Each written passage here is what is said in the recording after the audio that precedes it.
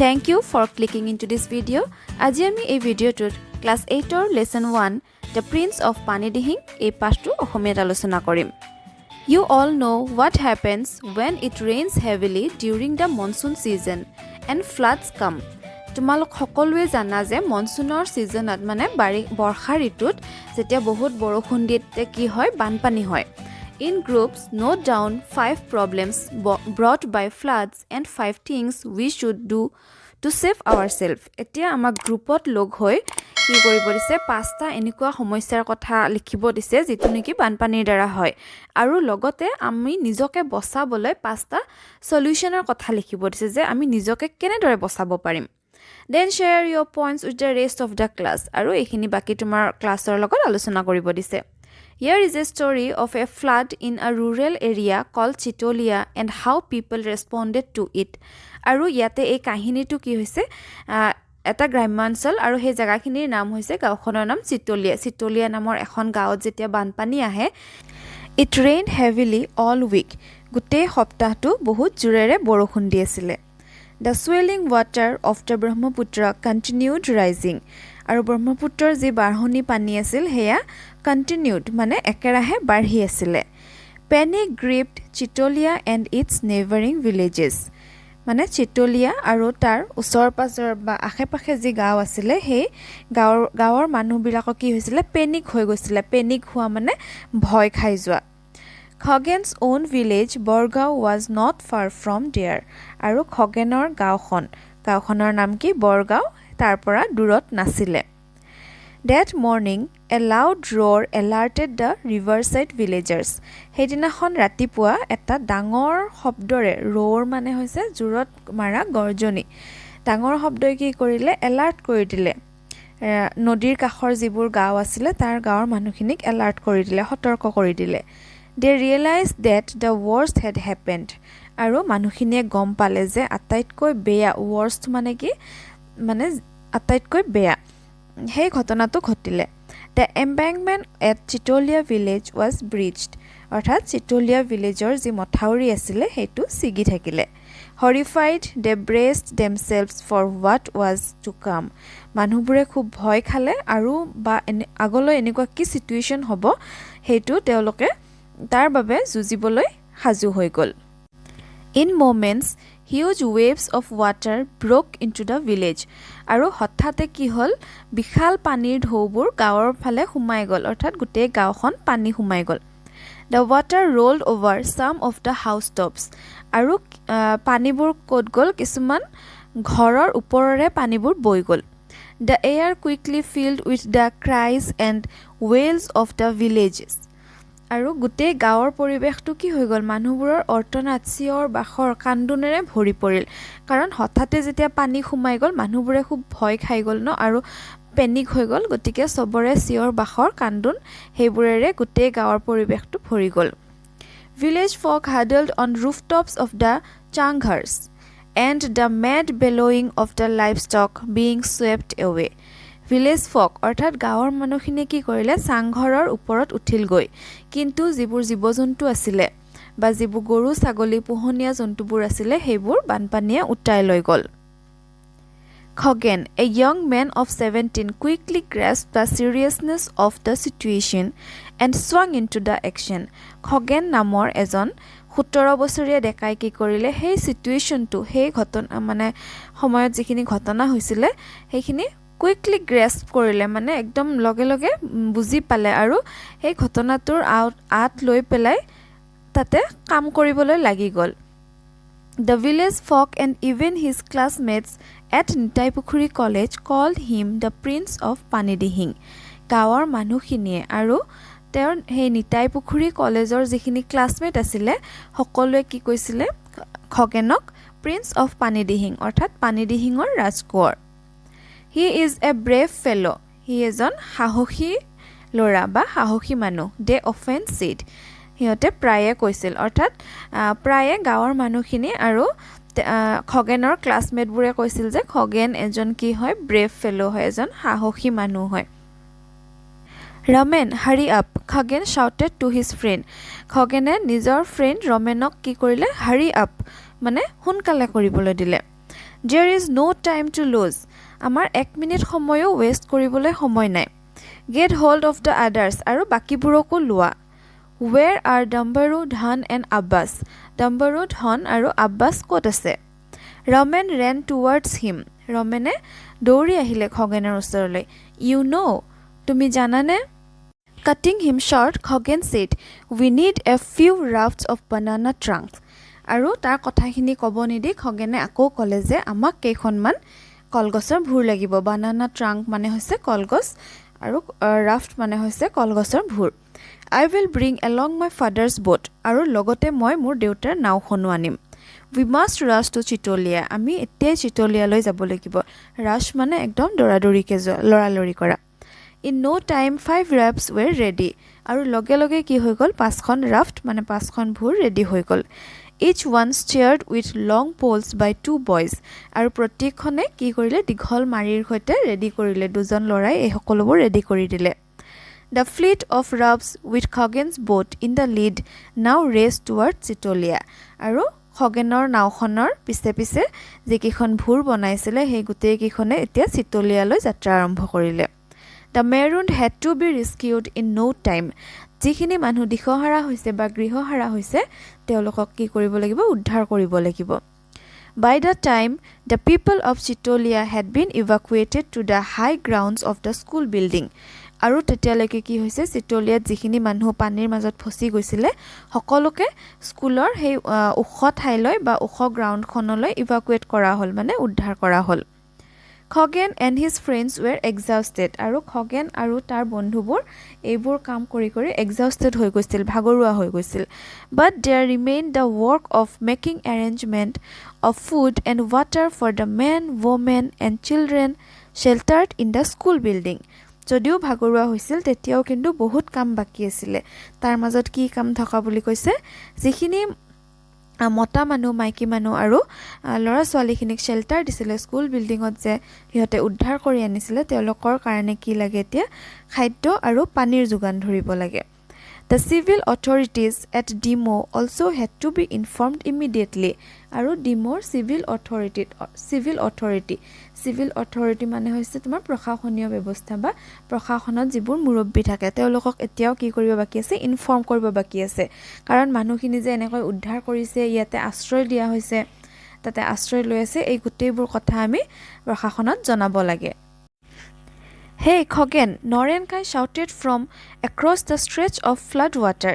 Hey বানপানীৰ মাজৰ পৰাই হিতুমূৰৰ পৰাই নৰেনকায়ে খগেনক চিঞৰিছে মানে খগেনক মাতিছে আৰু কি কৈছে Dr. Hati Borua and his wife are stranded in their hospital quarters at Kotiori. যে Dr. Hati Borua আৰু তেওঁৰ wife কি হৈছে কটিয়ৰিত তেওঁলোকৰ যে হস্পিটেল কোৱাৰ্টাৰ আছে তাতে আবদ্ধ হৈ আছে. Do something, will you? তুমি কিবা এটা কৰিব পাৰিবানে? Okay, Norenkai shouted Khoghen. তেতিয়া খগেনে আকৌ চিঞৰি কৈছে হ'ব নৰেনকাই ঠিক আছে. Dambaru hopped into the boat.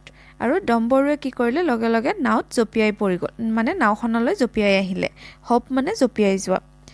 We have got a job. He called out to one of his friends. আৰু ক'লে যে আমাৰ আৰু এটা কাম ওলাইছে. Then he steered the boat towards the dispensary. আৰু লগে লগে বৈঠা মাৰিলে নাওখনৰ বৈঠা মাৰিলে কলৈকে ডিস্পেন্সাৰীলৈকে মানে যি হেল্থ সাব চেণ্টাৰ বা হস্পিটেল আছে. He had a knack for solving all kinds of problem. মানে সকলো ধৰণৰ বা যিকোনো ধৰণৰ প্ৰবলেম হ'লে ধুনীয়াকৈ সলভ কৰিব পৰা এটা মানে স্কিল এটা আছে. নেক মানে হৈছে প্ৰবলেম সলভ কৰাৰ এটা কৌশল. Half an hour later, the boat reached the doctor's house. আৰু আধা ঘণ্টাৰ পিছত কি হ'ল নাওখন গৈ ডক্টৰৰ ঘৰত উপস্থিত হ'লগৈ. It narrowly missed crashing into the railing of the veranda of the doctor's house. আৰু নাওখনে মানে কিবাকেহে বাৰাণ্ডাৰ ৰেলিঙত খুন্দা নমৰাকে বাচি গৈছে. The doctor and Moni বাইদেউ heaved a sigh of great relief. আৰু ডক্টৰ আৰু মণি বাইদেৱে কি কৰিছে এতিয়াহে মানে উশাহ লৈছে অকমান ৰিলেক্স হৈছে যে কোনোবাই আহিছে তেওঁলোকক উদ্ধাৰ কৰিবলৈ বুলি. Step into the boat, sir and বাইদেউ. ছাৰ আৰু বাইদেউ নাওলৈ আহক. Khagen stretched out his hands towards বাইদেউ. আৰু সেইবুলি খগেনে হাতখন বাইদেউলৈ মেলি দিলে. The doctor was helped into the boat.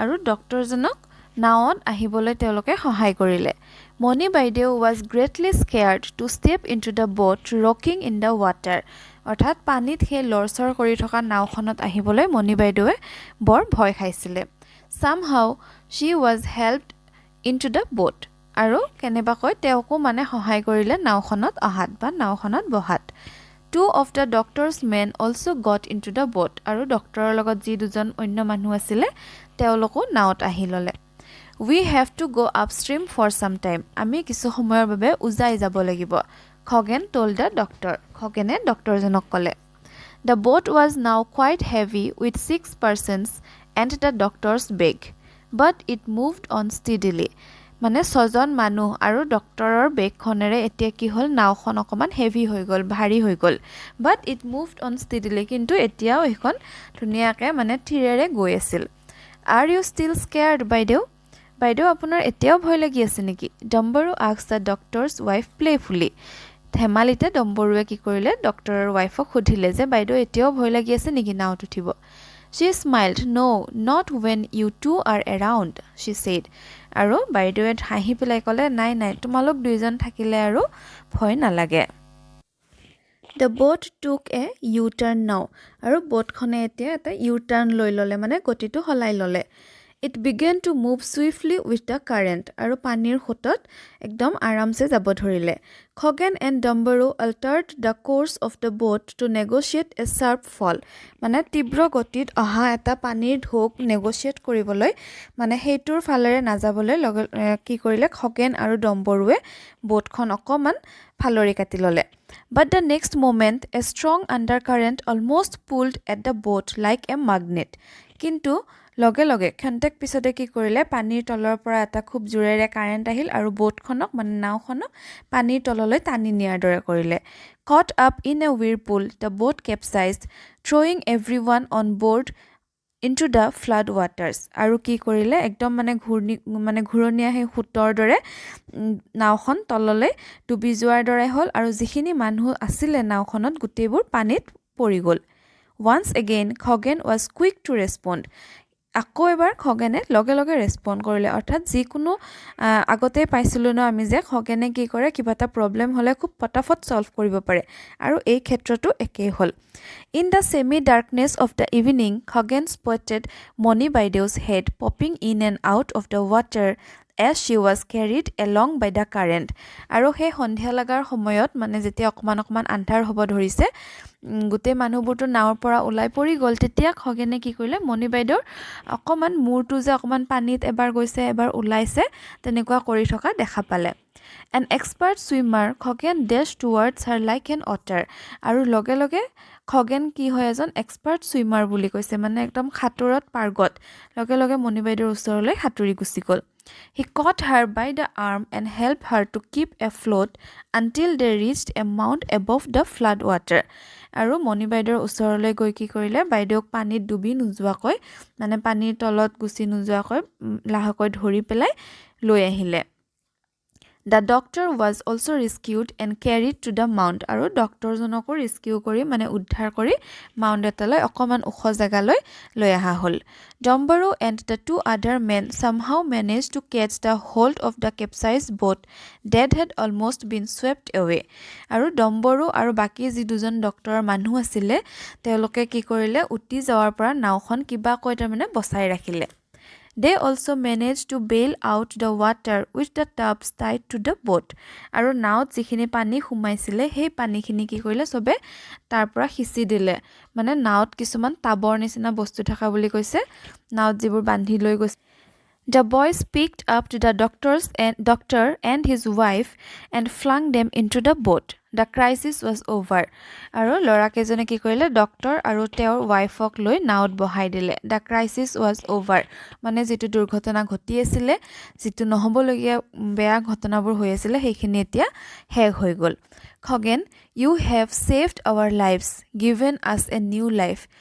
খগেনক ডক্টৰে ক'লে যে খগেন তুমি আমাৰ জীৱনটো বচালা আৰু আমাক এটা নতুন জীৱন দান দিলা We shall never be able to repay what you did today. তুমি আজি আমাৰ কাৰণে যিখিনি কৰিলা আমি হয়তো কেতিয়াও সেই ধাৰটো খুজাব নোৱাৰিম exclaimed the doctor, patting Khoghen's back. আৰু খগেনৰ পিঠিত হাতখন দি পেলাই বা পিঠিত লাহেকে থপৰিয়াই ক'লে যে তুমি আজি যিখিনি কৰিলা আমি হয়তো এইখিনি ধাৰ কেতিয়াও মাৰিব নোৱাৰিম। মণি বাইদেউ touched his arm gently and said, thanks Khagen. মণি বাইদেউ লাহেকে খগেনৰ হাতখনত ধৰি কি ক'লে ধন্যবাদ জ্ঞাপন কৰিলে। Sir, Khagen said emotionally. খগেনে ভাবুক হৈ পেলাই ইমোশনাল হৈ পেলাই ক'লে You remember, my mom and I had visited you in hospital 3 or 4 times when she had a serious ailment. যে আপোনাৰ মনত আছেনে মই মোৰ মাক লৈ পেলাই 3-4 বাৰ মান আপোনাৰ ওচৰলৈ গৈছিলোঁ যেতিয়া তেওঁৰ এটা সাংঘাতিক বেমাৰ হৈ আছিল। Oh yes, I remember her. How is she now? তেতিয়া ডক্টৰজনে কি ক'লে হয় মোৰ মনত আছে তেওঁ এতিয়া কেনেকুৱা ভাল পাইছেনে? She is fine by the grace of God and your help. কৈছে যে আপোনাৰ সহায়ত আৰু ভগৱানৰ কৃপাত এতিয়া তেওঁ ঠিকে আছে। That's wonderful. হেতু খুবেই ভাল। What do the people of village call you? Some prince? কৈছে যে গাঁৱৰ মানুহবোৰে তোমাক কি বুলি মাতে কিবা ৰাজকুমাৰ বুলি মাতে নেকি? The prince of Panidihing reminded Dombaru. তেতিয়া ডম্বৰুৱে মনত পেলাই দিলে যে মোক কি বুলি মাতে প্ৰিন্স অফ পানিদিহিং অৰ্থাৎ পানিদিহিঙৰ ৰাজকুমাৰ। You are a real prince. তুমি এজন সঁচা অৰ্থত বা প্ৰকৃত অৰ্থত এজন ৰাজকুমাৰ। The doctor patted Khoghen's back once again with a smile. ডক্টৰে খগেনৰ পিঠিত লাহেকৈ থপৰিয়াই আকৌ এবাৰ ক'লে হয় যে তুমি সঁচাকে ৰাজকুমাৰ। The bright moon light up the muddy flood water like a gleaming silver. আৰু তেতিয়ালে সন্ধিয়া লাগি গৈছিলে জুন ওলাই গৈছিলে আৰু জুনৰ পোহৰেৰে যি বানপানীৰ সেইখিনিৰ পানীখিনি আছিলে একদম সিলভাৰৰ নিচিনা মানে ৰূপালীৰ দৰে জিলিকি উঠাইছিল। The boat bent its way towards the school building gracefully. আৰু নাওখনেও ধুনীয়াকৈ স্কুল বিল্ডিঙৰ ফালে আগবাঢ়ি যাব ধৰিলে কাৰণ স্কুল বিল্ডিঙততো গোটেই মানুহখিনি তাতে আশ্ৰয় দিয়া হৈছিলে ন যিখিনি আবদ্ধ হৈ আছিল বানপানীত। The doctor knew that he would be the only doctor in the newly set up relief camp. ডক্টৰজনেও গম পাইছিলে যে যোনটো ৰিলিফ কেম্প হৈছে স্কুল বিল্ডিঙত তাতে একমাত্ৰ তেওঁই ডক্টৰ আছে বা তেওঁই যাব লাগিব। But with Khoghen and the others around, there would not be many problems, thought the doctor. কিন্তু ভাবিলে যে খগেন আৰু খগেনৰ বন্ধুবোৰৰ দৰে যদি তাতে মানুহবোৰ থাকে তেনেহলে এজন ডক্টৰেও তেওঁৰ একো অসুবিধা নহব। যদি তেনেকুৱা কোনো নাথাকে তেতিয়াতো এজন ডক্টৰে অকলে ইমানখিনি মানুহক কেয়াৰ ল'ব নোৱাৰিব চাব নোৱাৰিব কিন্তু খগেনৰ নিচিনা মানুহ থাকিলে এজন ডক্টৰে মানে এনাফ তেওঁলোকৰ বাবে সাফিচিয়েন্ট। আৰু ইমানে আছিলে আমাৰ আজিৰ এই ষ্টৰীটো the prince of Panidihing. I hope তোমালোকে ষ্টৰীটো বুজি পাইছা আৰু যদি ভিডিঅ'টো চাই ভাল লাগিছে তেনেহলে লাইক শ্বেয়াৰ আৰু সাবস্ক্ৰাইব কৰি দিবা। And thank you for watching my video. Keep watching, keep supporting.